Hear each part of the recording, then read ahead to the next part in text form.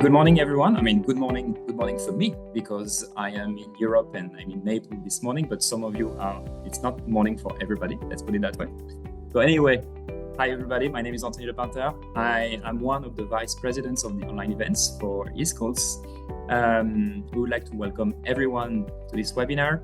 And we also invite you to introduce yourself in the chat bar. So as I was saying, I'm in Naples, but I know that everybody's tuning from everywhere in the world. So please let us know where you're from.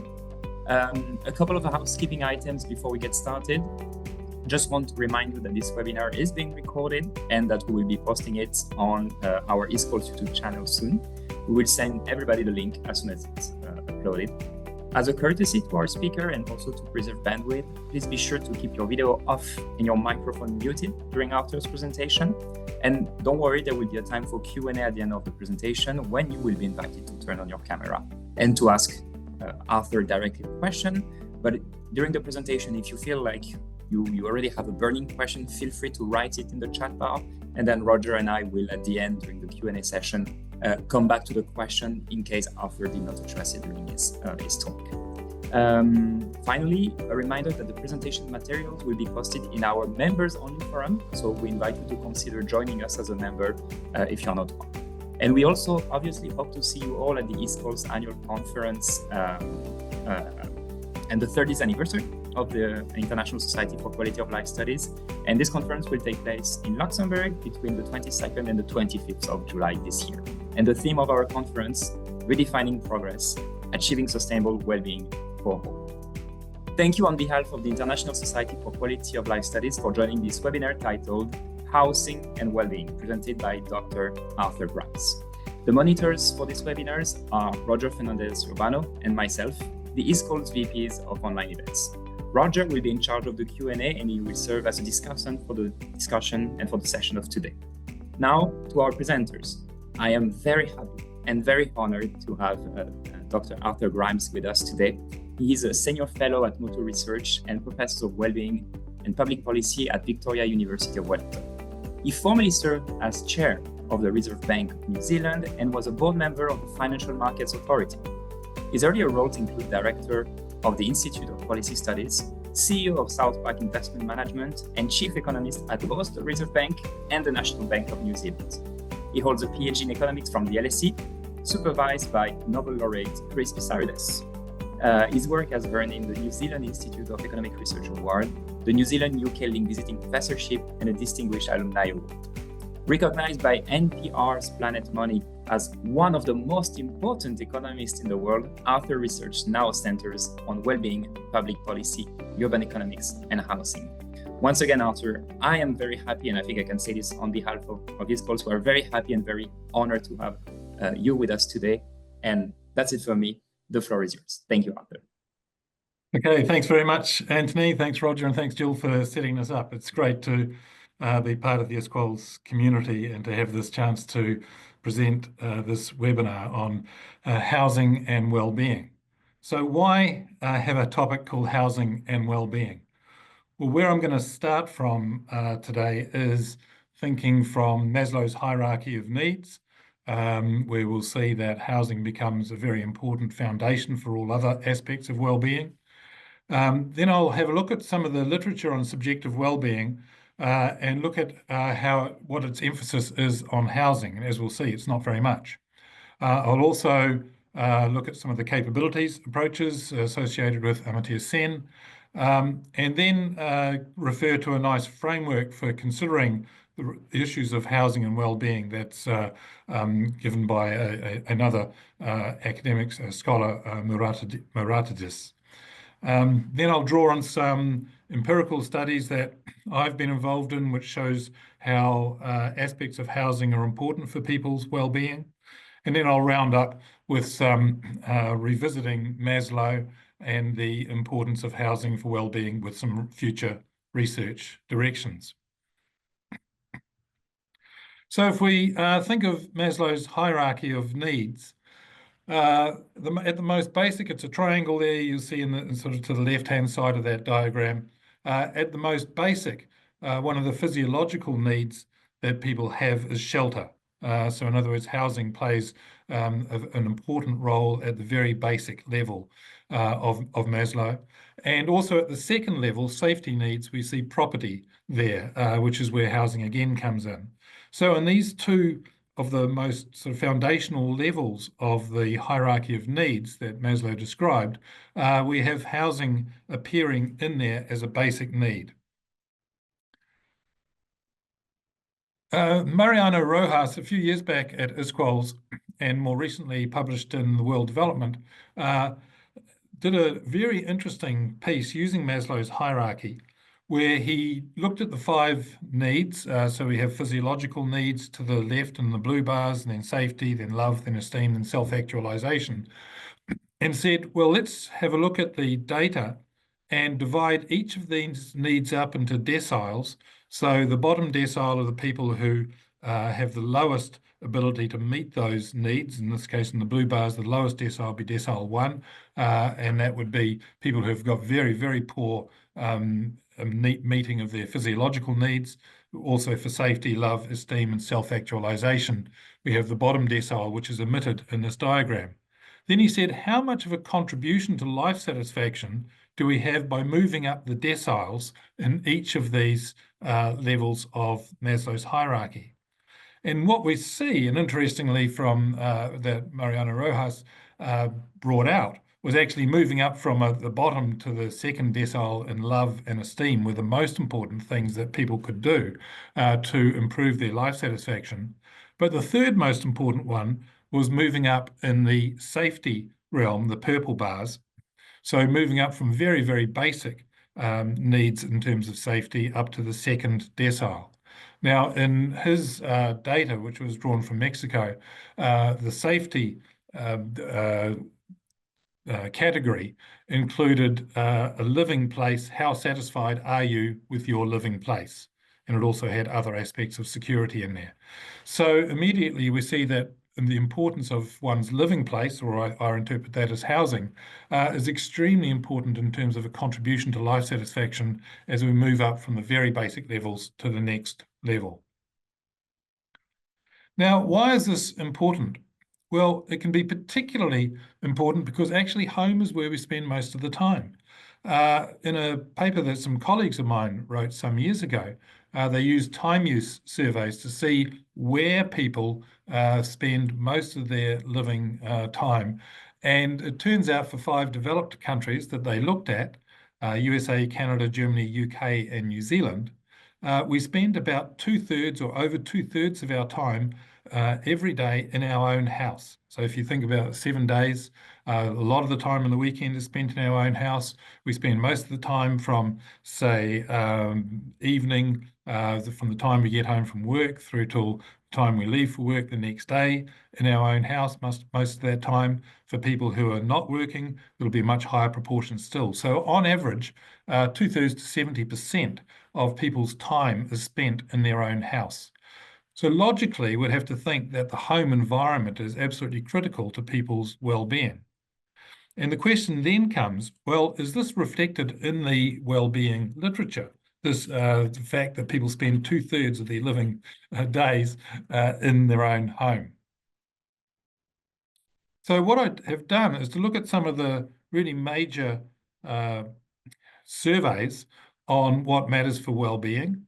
And the first one I looked at was the one by Dolan and et al. Back in 2008. Many people who are watching this will know this wonderful survey paper on do we really know what makes us happy? And it's in the Journal of Economic Psychology. So this is from 2008. And to quote Dolan et al., they say, we have considered all the potential influences on well-being that have been identified in the literature. These fall under 7 broad headings: income, personal characteristics, socially developed characteristics, how we spend our time, attitudes and beliefs towards self, others, and life, relationships, and the wider economic, social, and political environment. And what you'll see there is that housing doesn't appear there. It may appear as an indirect contributor to some of these aspects, such as how we spend our time or the wider economic, social, and political environment, but it's not explicit there that housing matters for well-being. And in fact, when one reads the article, there's only one mention of housing in the entire article about what makes us happy. And it's said as follows: commuting might be bad for the commuter, but bring benefits from higher income and a nicer house to other household members. So this is sort of a very indirect situation where housing does seem to have some effect, at least for other household members, and you might get that by situating yourself in an area where you're commuting. So there's not much in terms of what makes us happy in terms of Dolan's survey coming from housing. So I went on to look at Richard Layard's famous book, Happiness Lessons from a New Science, one of the first books I read when I was really getting into this field. And Richard Layard, Lord Layard, summarizes 7 main factors affecting happiness: family relationships, financial situation, work, community and friends, health, personal freedom, and personal values. Now, undoubtedly, all 7 of those are very important, but housing, again, is missing. We spend probably more than twice the amount of time in our own house as we do at work, and yet housing is not there as one of the factors affecting happiness. So I went to Andrew Clark's wonderful survey in Review of Income and Wealth, 4 Decades of the Economics of Happiness, Where Next? And he summarizes the individual level correlates of subjective well-being very nicely, except for one omission: income, employment or unemployment, our personal characteristics such as age, etc., our health, our family life, and education. And again, housing may affect some of these things, but it's not listed there explicitly. And in fact, the only mention of housing in the entire article is where he says housing satisfaction is positively correlated with the size of one's own house, but negatively correlated with the size of the houses that have been built in the county since the household moved in. In other words, this is very much a positional good. Housing is seen as a positional good, where what matters is the quality of our house relative to the houses around us. And there's not much emphasis there on actually the quality of our house and what the important aspects of those qualities are. So if we move on, Dick Eastland very sadly died earlier this year. Shortly before he died, in the last few years, he wrote a book called An Economist's Lessons on Happiness, Farewell Dismal Science. It's a lovely read. And he distills in that book basically everything he's learned about the science of happiness. And he says the main factors affecting happiness are one's health, one's family life, one's employment, and the existence of a welfare state, which gives us security and insurance against bad events. And again, except maybe indirectly, as for instance affecting family life, in this, what he's learned from a lifetime studying happiness, housing is again absent. It's very obvious that it's not included in the main factors affecting happiness. However, there's one nice aspect of this book, many nice aspects of this book, but one lovely aspect is that this book is one of the few that really goes into detail to look at Hadley Cantrell's study on the factors affecting happiness from 1965. We all use the Cantrell ladder for life satisfaction, but hardly anyone reads Cantrell's original work. And Dick Eastland summarizes Cantrell's factors as the main factors affecting happiness across different cultures as being health, family life, economic circumstances, which includes have our own house and have modern conveniences. So in Cantrell's pioneering work in this field in the 1960s, he saw from interviewing people, and of course his approach was to actually interview people and say, what is it that's important to you, what's important to your family, and these sorts of things, rather than just relying on a straight pre-prepared survey. And when Cantrell did talk to people about what was important for them, having own house and having modern conveniences comes through very strongly. So we see when Cantrell is looking at this, that we have housing finally appearing. Now, another one of the great pioneers of the happiness field, we've had an economist, now we have a psychologist, Ed Diener, also died in recent years. His summary paper, Advances in Subjective Wellbeing Research, has a section called Known Influences of Subjective Wellbeing. And again, his mention of housing is very much like one of the previous studies, where it's really only mentioned in terms of relativities, your housing relative to others. Dinar says, when making a purchase decision of a house, people tend to focus too much on comparative aspects of the house relative to other potential houses, such as number of bathrooms and square footage, and pay insufficient attention to how it will feel to live in the house day to day. So Dinar is saying, yes, people should pay attention to the quality of the house, what it's like, but actually most of their attention is paid on the relative dimensions of the house relative to those around them. And if we go to the other great pioneer, one from economics, one from psychology, one from sociology now, Ruud Veenhoven, again, very sadly died earlier this year.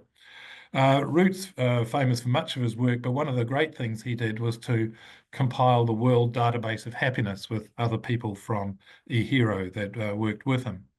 And I went through the World Database of Happiness, which is a very nice search function, and searched on the words housing, searched on the word house, the word dwelling, and the word shelter. And out of those 4 words appeared in the source documents of just 21 publications out of the 17,500 publications that are listed in that database. So it seems that people who write in this field have very, very few have actually gone into the importance of housing, the house, dwelling, or shelter when it comes to the importance of housing for happiness or well-being. So I went to the capabilities literature. Amartya Sen, of course, is the one of the founders in this field, taking on the work of developing the work of James Tobin and others who came up with some ideas similar to this earlier. And I went to one of the great books that he wrote, Development as Freedom, and I have what's called a paper copy of this. This is probably unknown to some of the younger people here, and went through the index of development as freedom and looked at the words for the words house, housing, shelter, or dwelling. None of those words are mentioned in the index to his great work, Development as Freedom. On the other hand, other correlates of well-being, employment, unemployment, income, health, education, civil rights, and democracy, etc., all get considerable coverage in the index to that book. So again, even though Sen is obviously very well aware of the importance of housing, it doesn't come through as a central theme in that book, Development as Freedom. Sen, of course, was one of the founders of the people who started the Human Development Index of the UNDP, United Nations Development Programme. We've all looked at the HDI. I'm sure we know that it's got 3 main dimensions: a long and healthy life, which is based on life expectancy, knowledge, which is based on schooling, and a decent standard of living, which is based on GNI per capita. And again, what's missing? Well, housing's certainly missing from the Human Development Index. It only gets there sort of indirectly in the sense that a greater GNI per capita might allow people to have more housing, or it might have higher life expectancy. Sen was also part, of course, of the Stiglitz-Sen-Fitoussi report that Sarkozy commissioned back and reported in 2009. And finally, in this report, we do get some explicit mention of housing, more than a cursory mention. So this report says, despite the importance of housing for a variety of social outcomes, such as children's education, no core set of housing indicators currently exists. Remedying this situation would require better information on the number of people who are homeless or living in emergency shelters and on housing quality. So finally, in the Stiglitz-Sen-Fitoussi report, we finally get a recognition of the importance of housing for well-being. And they also say there's a consensus that quality of life depends on people's health and education and their everyday activities, which include the right to a decent job and housing. And they go on to other factors. So this is finally in 2009, we see some recognition of the importance of housing for well-being. And that was taken on by the OECD and their Housed Life Framework and the Better Life Index that they created. And we know that the Better Life Index has 11 key dimensions or domains, one of which is housing. And in their write-up to it, the OECD says, living in satisfactory housing conditions is one of the most important aspects of people's lives. Housing is essential to meet basic needs such as shelter, but it's not just a question of four walls and a roof. Housing should offer a place to sleep and rest, where people feel safe and have privacy and personal space, somewhere they can raise a family. All of these elements help make a house a home. And of course, there's the question of whether people can afford adequate housing. So I think that's a very nice summary by the OECD of the importance of housing for wellbeing. Unfortunately, their measures are fairly cursory, and maybe this is just because it's difficult to get consistent measures across countries. They only have rooms per person, which is a measure of crowding, dwellings with basic facilities, what proportion of dwellings have basic facilities, and also an affordability measure, housing expenditure as a percentage of disposable income. And interestingly, some of these measures are criticised by Freitas and Creakle in their book, the Handbook for Policy for Wellbeing Policy, as being inadequate measures. But at least the OECD now is in this Better Life Index and House Life framework is recognising the importance of housing for wellbeing. Now, so there's really, up to now, there's been a real lack, and especially in the subjective wellbeing literature, of a recognition of housing and wellbeing. It's come through more in the capabilities literature through the Stiglitz-Sen-Fitoussi report and the OECD's approach. One way of thinking about the important aspects of housing in terms of wellbeing is a very nice paper by Miratidis from a planning perspective. This is written in published in 2021 in the journal Cities, where he he goes across a large range of literature, empirical literature, to say what are the pathways of the built environment to subjective wellbeing. So this is broader now than just housing. This is the whole built environment, some of which relate to housing, some don't. But he said the 7 pathways that are important are travel. So we can think of that as travel links between house and work or house and amenities, leisure, work, social relationships, residential well-being, emotional responses, and health. And many of these are related to the housing aspects of people. For instance, their social relationships is going to depend on how their house is situated relative to others, and also the size of their house, who's in it. Their emotional responses could be regulated by what's happening in the house. Clearly, their residential well-being is related to it, and their health is related to it. So he cites a large number of studies which touch on these aspects. And oddly, as I said before, that many of these aspects are not emphasised in the subjective wellbeing literature, and especially in the surveys that I've talked about, where the main aspects of happiness or wellbeing have not referred to housing. So what I want to do now is just discuss extending the evidence base that Miratidis used in his framework, just to illustrate how some of the work that I've been involved in from New Zealand has linked aspects of housing to people's well-being. And one reason why this is a large topic in New Zealand is because we're a country that's actually wet and pretty cold, and not quite as cold as northern Scandinavia perhaps, but the average temperature in New Zealand is somewhere around 11 to 13 degrees if one takes it throughout the year. So it's not a particularly warm country, and our housing stock is not particularly high quality for various reasons, which I won't go into here. So it's become a major issue. So let's talk about the importance of warmth and health. Health is obviously a key aspect of well-being. We've seen that in each of the survey papers. And what we find is that people's warmth in their house is extremely important for their health. The idea that you can just wrap up and put on an extra jumper or jersey or sweater to keep warm, and that'll keep you healthy is not correct according to the public housing specialists, and we find this in our work. We examined, for instance, a very large retrofitted insulation program in houses across 16,000 houses, I think it was, and we had control houses that weren't receiving insulation. And we found that the houses that received insulation they had the people in them had reduced heart disease and reduced other disease, rheumatic disease, etc.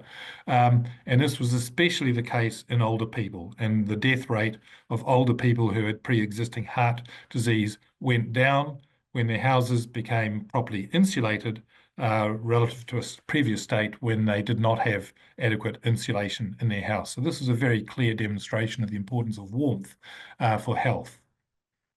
We also have found in more recent research that people have lower subjective well-being even after controlling for all the other aspects that are in the various subjective well-being surveys, that they have lower subjective well-being when their houses are cold and or damp.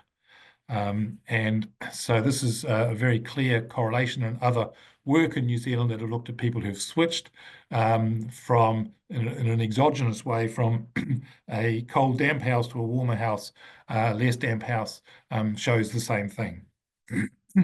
And most recently, we've looked at houses that have had new heat pumps implemented in them that have replaced other inefficient forms of housing against and the control group here was houses that were waiting to receive their heat pump, but that had applied to receive the heat pump and hadn't yet received it.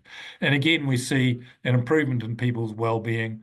Once people have a heat pump in there, we also see a reduction in reporting cold and actually a rise in temperatures in the house. So there's very clear evidence that people who have warmer and drier houses have both healthier lives and also have higher subjective well-being as a result.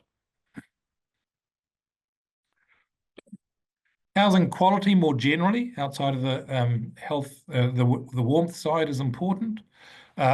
In some work we published in the Journal of Happiness Studies, we show that domain satisfaction in terms of satisfaction with one's housing is reduced when it's crowded. So crowding can be an issue. And also the public health literature tells us that crowding is also more likely to lead to the sharing of disease within the house. So it has both a broader satisfaction reduction effect and also a direct health effect. Also, we looked at the effects of poor housing quality and how it related to life satisfaction of especially of females, and in particular of a group of the most disadvantaged. So we see that crowding from previous work that we've carried out reduces satisfaction with the house. This is in terms of domain satisfaction, how people view their own house. A crowded house is not only associated with poorer satisfaction with the house, but it's also associated with higher prevalence of disease. People are more likely to spread disease in a house that's that is crowded. Now, in more recent work with a colleague, we looked at the relationship between different measures of housing, correlates of well-being and life satisfaction. And we concentrated particularly on a most disadvantaged group who are sole parents, mothers who are sole parents and in financial hardship. And what we looked at there on a life satisfaction scale of 1 to 5, where 5 is the best life satisfaction, we said, what if you reported being in the worst category, say for health, or reported being in the best category for health?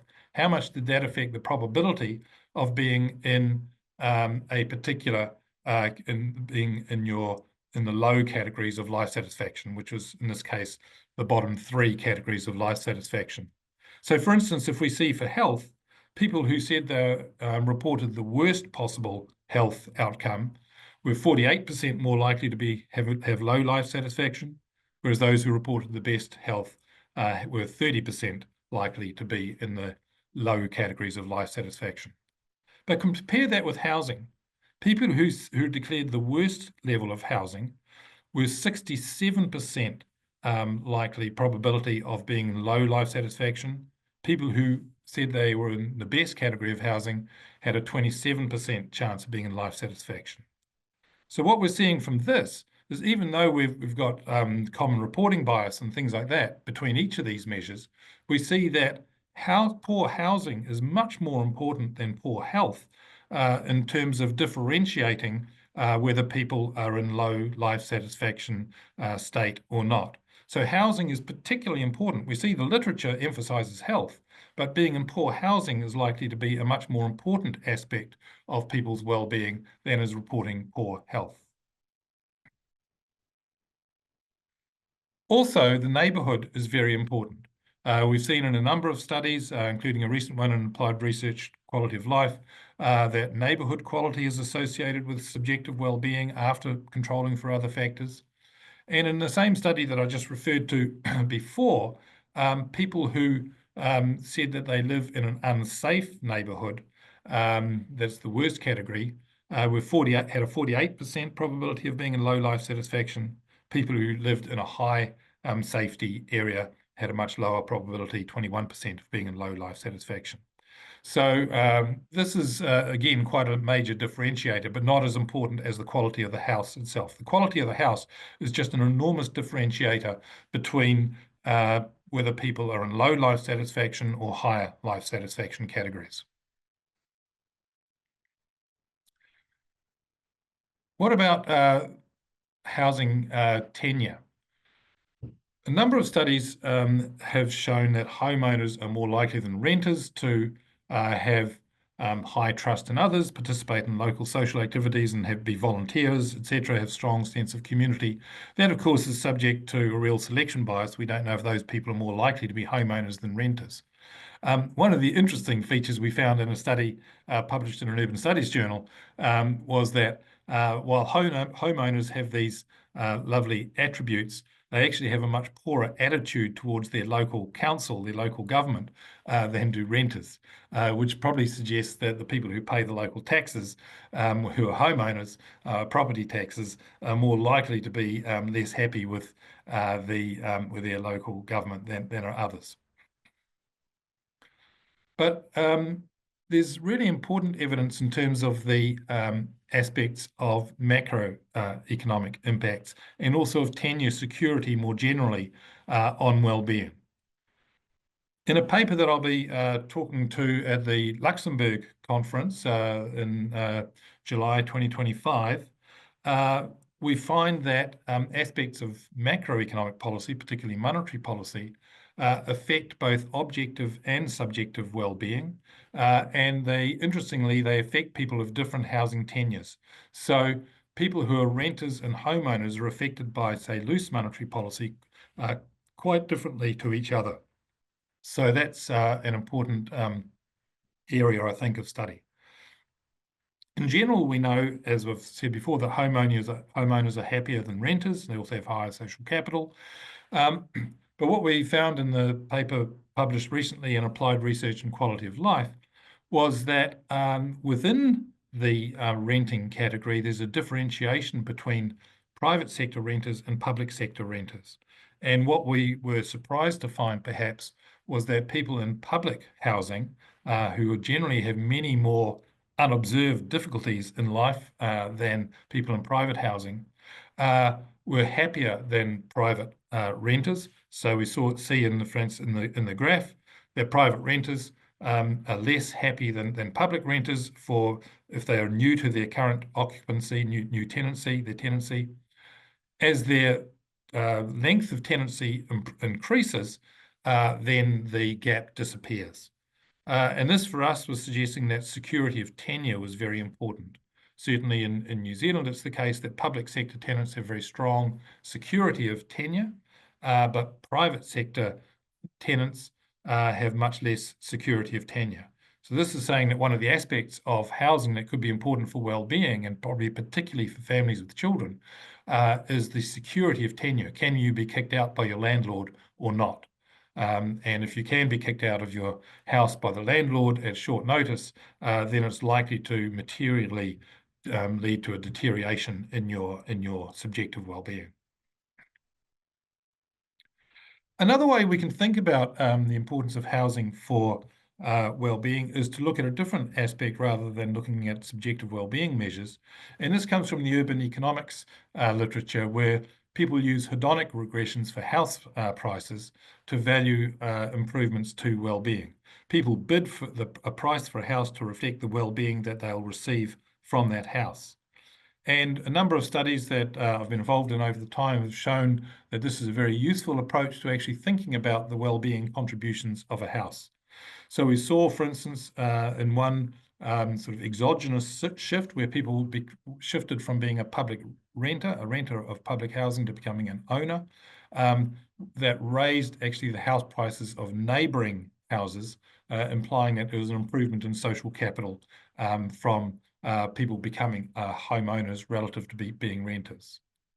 We also have seen that people pay for houses with increased sunshine, and actually houses with increased sunshine are not only more pleasant, but they tend to be warmer. So that's an important aspect, and that's reflected in the price of a house. And also we know from a large literature that people will pay more money for houses with good transport links. That's one of the links that Muratidis emphasised in that study. So good transport links is an important aspect of housing for people. And just to illustrate, we have a nice little train going across. One other aspect, which is perhaps only important for countries such as New Zealand, where there's an Indigenous population, is that housing is more than just the house. It's also the land on which the house is situated on. Ron Trosper, in his very interesting book, Indigenous Economics, Sustaining Peoples and Their Lands, emphasises the importance of land to the well-being of Indigenous peoples. That's been emphasised hugely in the New Zealand literature. Mason Dury, a well-known Maori scholar in New Zealand, has emphasised that land is at the heart of well-being. So he has a four-pronged aspects of well-being: spiritual, emotional, family well-being, and physical well-being. But at the root of all four of those is the land. So the importance of the land is critical. And in some recent work, which I undertook with a colleague, we used a natural experiment in a way that in the 1860s, certain Maori tribes in New Zealand had their land confiscated as a result of some land wars at the time, including some tribes that actually, for no reason whatsoever, had their land confiscated, except that it was very good agricultural land. And what we see now in terms of the historic trauma literature is that the people who identify with those tribes, called iwi in New Zealand, people who identified with those tribes who had their lands confiscated now have higher smoking rates, roughly a 1 quartile increase in the smoking rate of where their land had been confiscated in the 1860s. And this is very consistent with the historic trauma literature that we see now in relation to Indigenous peoples. So just coming back to Maslow, what we see from this sort of quick tour is that shelter and property are very basic human needs. These are the two basic levels of Maslow's hierarchy. Logically, their attributes must contribute to well-being, and especially given that 2/3 or more than 2/3 of people's day is spent in their house, indoors in their house. So it does seem very odd that the subjective wellbeing literature in particular has downplayed the importance of housing when summarising what are the key correlates of subjective wellbeing that might be important for people's wellbeing. And I'd argue that these housing-related attributes are incredibly important, probably at least as important as health and income and other aspects that have been conventionally used in the summaries of subjective wellbeing. And they may be particularly important for marginalised groups who are likely to have the least satisfactory housing situation. What this implies, I think, is that we need better data gathering when it comes to surveys which people use for subjective well-being. As we saw, Hadley Cantrell, when he actually asked people what was important for their well-being and wrote it down, had housing as a particularly important aspect of people's well-being. But when people have designed surveys since then, I think they've often overlooked the importance of housing, and therefore the subjective wellbeing literature has rather overlooked the importance of housing because it's just not featured in the surveys from which we draw our data. And so I would argue that when we're doing subjective wellbeing surveys, we should have a lot more space devoted to information on people's housing circumstances, their tenure status and security, whether the house is crowded, how warm is it, are they getting sunshine, is it damp or mouldy, how suitable and what's the quality of the house, how safe is the house and the home, and also the neighbourhood quality, transport links, and of course, affordability. So I think these things are all important for the design of subjective wellbeing surveys. What about the research agenda going forward? Where we can, if we can find examples where people have had exogenous shifts in their housing circumstances, to see the effects of those shifts on subjective well-being. That could be through macroeconomic impacts, which are no relation to the person's own decisions. Their tenure may have changed in some exogenous way through sale of public housing or whatever. There could be exogenous neighbourhood changes while they're still living there. There could be some exogenous changes to house improvements, or at least house improvements where we can do diff and diff type analysis of the effects on subjective well-being. We saw from Hadley Cantrell's work that it would be useful also to match some of these quantitative approaches to looking at housing and the effect on well-being to qualitative evidence from the same people. And for dealing with Indigenous peoples, it's particularly important to look at the role of land to well-being of those people. And finally, I just make a plea for those people who are doing subjective well-being or any other well-being research, please give an important role, or at least test for the role of housing in well-being. And I'll finish it there. Thanks, Anthony. So, Arthur, thank you very much for this excellent presentation. We are going now to start for 15 minutes, more or less, the Q&A sessions. And I will ask all the participants to turn on their cameras so we can have a more direct conversation. And I will start with some remarks that Randall Birnberg and Sobjan Aripin asked about the policy implications. For instance, Sobjan specifically asked, what policies should the government pay attention into providing housing for the unprivileged, especially in the developing countries, so that the unprivileged can find happiness through the provisions of homes?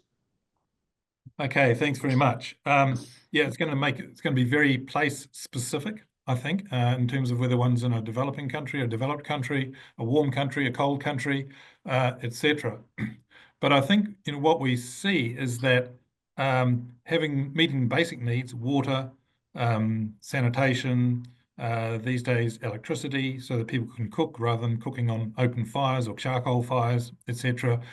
These are probably some of the most important aspects that authorities can look at in terms of improving the well-being of people, especially in developing countries, rather than thinking about grand development schemes, etc., that might increase their incomes. If they can just increase the basic needs that are being met within the house, I think that's absolutely critical. And often these things are very cheap. That's the thing, is that it's down at the individual sort of house level, the village level, etc., to improve these things. In developed countries, what we're seeing is that if we want to, even if it's just for a pure fiscal need for the government to try and save on health dollars, probably the best health expenditures, and we've seen this in my own country in New Zealand, probably the most effective health expenditures are insulating houses. And typically in the past, the health authorities have said, well, we must spend more money on drugs, we must spend more money on doctors and things like that, because that's part of the health budget. But if you were actually thinking about improving health, you'd be using your resources primarily to make sure that people are living in warm, dry houses before you actually do anything else. Fantastic, Arthur. Also, this is related actually to one question that Francesco Sarracino also asked. I don't know, Francesco, if you want to turn your camera on and ask it directly. Sure, I can. Thank you. And hi to everyone. So, yeah, basically my question was about the heat pump. I was surprised to see that the heat pump has a positive impact on the well-being. And I was wondering if the effect is, why would a heat pump make a difference compared to a traditional heating system? And therefore, the question that probably aligns with the one by Niels Witte is whether the heat pump is actually capturing some more general welfare of the household. But in general, thank you so much for this very comprehensive overview. It was very helpful and nicely delivered. Thank you, Arthur. Yeah, thanks, Frank. It's great to see you. Look, the heat pump one was a really interesting one. And almost all of the people this was a program that was run by our Energy Efficiency Conservation Authority in New Zealand, a government agency. When they look at what people heat their houses with previously, we don't have central heating. Very few houses have central heating in New Zealand. So this is where people were using sort of 1-bar radiators or 2-bar heaters or something like that in place, sometimes gas heating. It turns out that heat pumps are hugely more energy efficient than any other kind of heating. And as a result, people, and especially this was a scheme mainly for people who are lower income households to be eligible for this particular scheme.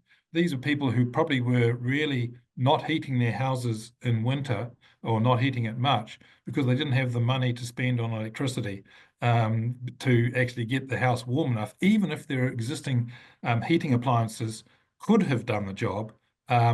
Well, that's interesting. My light has just gone off because I haven't moved for a while here and it's nighttime. So hopefully you can still see my face, just the background looks different. So people weren't heating their house because of the cost of electricity. So with a much more efficient form of heating, people now heated their house much more. And we did have our control group was actually people who had applied to get the same heat pump under the same scheme, but had yet to get the heat pump. So they were still in the old scheme. So it was a very appropriate control group. These were all people who wanted to get a heat pump. Some had them, some didn't. So we could tell whether people were happier and warmer as a result. And we could tell actually on average, their houses were much warmer. We had temperature sensors also in the house, and they were particularly warmer during dinner in the evening time and also at breakfast time. Fantastic. We also have. I'm just going to excuse me for 5 seconds. I'm going to move around and see if I can get the light in my office to turn on again, given that it's nighttime. Just hang on. Okay. Fantastic. Now that we more or less right, and it's worked. Yes. Fantastic, Arthur. Thank you. Now that we've also more or less addressed the comment of Niels, Parvis has a question. Maybe Parvis, can you turn your camera on? And thank you.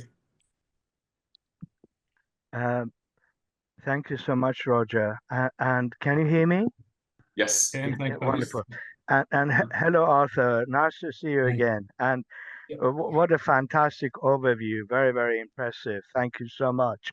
I had loads of questions as you started to deliver the presentation, but every couple of minutes or so, one of the questions I had in my mind was being answered.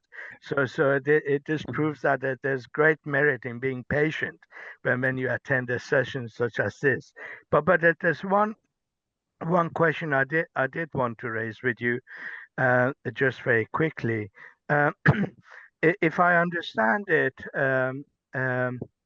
the attitude to things such as home ownership, tenure basically of the home or the house varies quite significantly across different parts of the world. And you've mentioned some of this, I think, in terms of comparing developing and developed countries.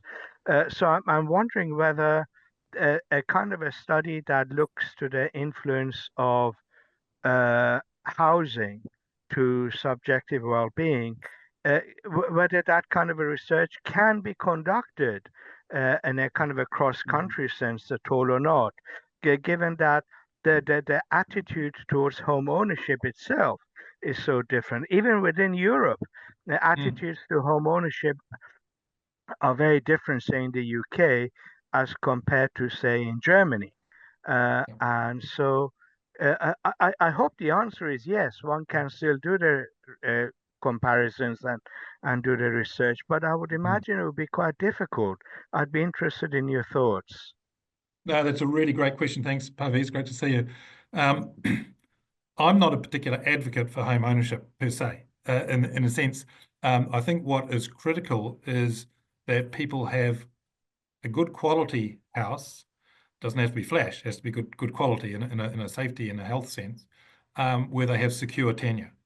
And I think that's the most important thing. And it doesn't, I don't think it matters hugely whether they're a homeowner, where they can get that, or they're a public renter from the public sector, where they have secure tenure, or whether they're renting from the private sector in a country where there's strong security of tenure for the house. I think those, in terms of security, I think that's the important thing rather than being the homeowner per se. If somebody's lived in the neighbourhood for 30 years and they've got secure tenure as a private renter, they're probably just going to be the same contributor to their neighbourhood and their community than as a homeowner. So I don't think that's the important thing, but it does say that in different countries these things are going to be very important. So I wouldn't focus on whether people have homeowners or not. I would focus on whether the house is good quality, is it warm, is it dry, is it safe, are they living in a safe neighbourhood, have they got good transport links, and do they have security of tenure? It's the characteristics. If you go back to Lancaster and people, it's the characteristics that count rather than whether it's a homeowner or not. Okay, thank you. Fantastic. I don't know if Randall, Azer, or Andrew, you have any questions? Yes. Hello. Hi, everyone. Hello. Thank you, Arthur. Very good stuff there. I'm very happy. I'm glad I've improved your well-being. I'm a happy guy. Yeah, it's all good. I actually am doing research on homeless migrants here in Aachen, and just trying to figure out why they're on the streets. And I'm connected with the mayor here as well. And my plan is to there's a lot of unfinished housing things by the Bahnhof, by the train station here. And it's been unfinished. It's I think it was going to be a hotel. They never finished it. And my plan is to try to figure out why they're on the streets, first off. And what I'm discovering is there's many Polish people who came in. They let them in. If they're legal, it's all good, but they don't give them any housing, so they're kind of hanging out at the church and things here. So my plan is to basically find out why, and then I'm friends with the mayor here in Aachen, and I want to get them housed. And I have a feeling there's not going to be any heating. We've talked about all of the conveniences of a house, but it's safety. This is another one from Maslow's story. He talks about security. Well, that's a house. You know what I mean? And we just want to get them secure. This is my goal in this whole story. Because I've been in Germany. I'm from America. I've been there 26 years now in Germany. And I'm just want to help. That's my job, is to try to save the world here. One migrant at a time, in this case. Look, I think we've had, we've homelessness issues here as well in New Zealand, and of course many countries do. The Housing First initiatives, I think, are fantastic. Okay, we've seen those, started in the States. I think was it LA or somewhere. We've seen that go to other areas, including New Zealand, and some of my public health colleagues have followed through people who've been housed through Housing First initiatives, and looked at so these people were long-term homeless, and then looked, because we've got fantastic linked data in New Zealand, we can link your crime records and your education records and your health and everything else. People who've gone into Housing First over a long period now, number of years, have lower crime rates than people who stayed on the streets. Initially, interestingly, their health interventions go up a lot, and you think, why is that? It's actually because they've got a house now and they've actually got a place, and so they go to the local doctor, whereas before they were homeless, they didn't even go to that. But their long-term health records are much improved. Their long-term health is much improved. So the short-term, they have much more interaction with the health authorities. Long-term, much fewer interaction with the health authorities, because their health is better. So you can actually, by following through these people who've gone through Housing First, you can see that just getting people into a house is just hugely beneficial. And that's that, if you look at that slide that I had from Mariana Rojas, the the step from the first decile to the second decile in terms of safety, which included housing, was the third most important thing that you could possibly do in terms of improving people's well-being. So that's really doing what you're talking about. The bottom decile of the homeless, the next decile of people just going into that very basic house, maybe doesn't have heating, but boy, that's important. Then it's hugely important. All the other steps are important too, but that step is hugely important. So I'm a very strong advocate of these housing first types initiatives. I think they're just vital. Let me just add something really quick. It also is related to drugs, because we've got a lot of these fentanyl and methadol people right next to my house. There's a clinic, and every Thursday morning, people are lined up to get their methadol things. And a lot of these people are living on the streets, but they're still getting the drugs. And I think there's a connection there as well, but drug use. Thank you, Randall and Arthur, for the discussion. We have now time for one last question of Andrew that he wanted to also ask some question for Arthur. Thank you. Thanks a lot, Dr. Grimes. Thanks so much. It's been a super interesting overview.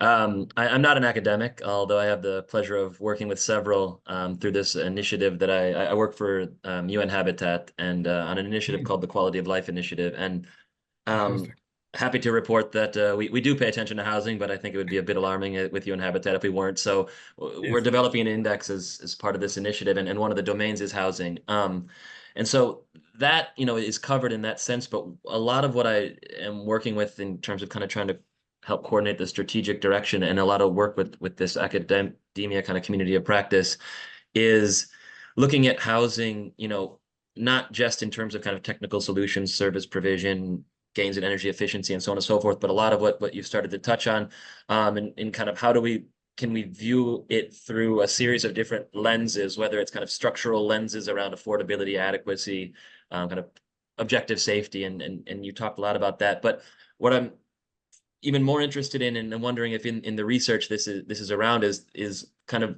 the next step of how do those structural conditions kind of set the stage for then looking at housing through maybe some more of these filters around questions of equity, inclusion, a sense of belonging, social cohesion, and just wondering in the research is there been work on housing and how it kind of plays? In my head, and kind of intuitively, we've been starting to kind of do a kind of literature review, and I found some interesting things, and a lot of what you cited has come up in that.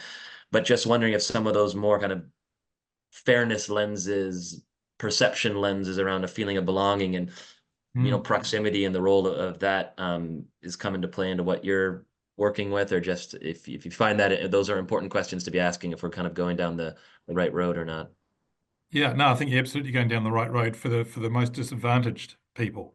And it comes back to the question that Randall raised as well. I mean, what we've seen again in the research from my colleagues is that people who've moved into housing first have much better longer term. They move into jobs. They start interacting positively with other parts of society rather than negatively, the kind of issues that Randall talked about. So it seems to me that if you don't have secure housing, basic secure housing, it's very difficult to actually in any of these other equity aspects fall aside. I mean, it's so fundamental, it seems to me. I mean, and the one that really worries me is security of tenure insecurity of tenure when people have children. I mean, I can't imagine what it must be like to be living in insecure tenure when you've got children at school or kindergarten or something. What's going to happen next month with next 6 months? You're going to have to go to a different school, all these sorts of things. It must be terrible. So your focus is very much on just your housing, and you can't actually engage in these other aspects. So you get really inequitable outcomes through all sorts of lenses, basically driven by the fact that people have such terrible housing circumstances. So to me, that's the most important thing, perhaps, at the very, very basic level when you're dealing with people in hardship, is make sure their housing is right. The other things will help to start to be fixed. Thank you. Actually, thank you, Andrew, for your question. Actually, this also reminds me that the UN estimates that in 50 years, 85% of humanity will live in urban spaces, especially in cities. So this also will create a lot of problems, unless this new dynamic of working from home, that also that and the sociological phenomena of the Great Resignation, that a lot of people is trying to come back to the rural areas. I don't know what's going to happen. I don't know, Arthur, if you have one last remark maybe about what do you think that is going to happen? I don't know what's going to happen, how it will affect. One point I will make, the more that people work from home, the more important the quality of the house is, because they spend even more than 65 or 70% of their time in the home.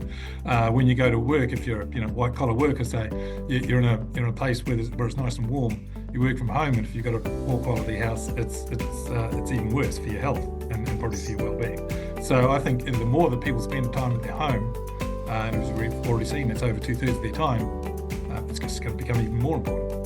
Fantastic. So with this, we are going to finish this webinar. So thank you, Arthur, for participating here today with us, and to all the participants, please be sure to participate in the future webinar sessions. We will be posting this recording and all the other session recordings in our ISQOLS platform soon.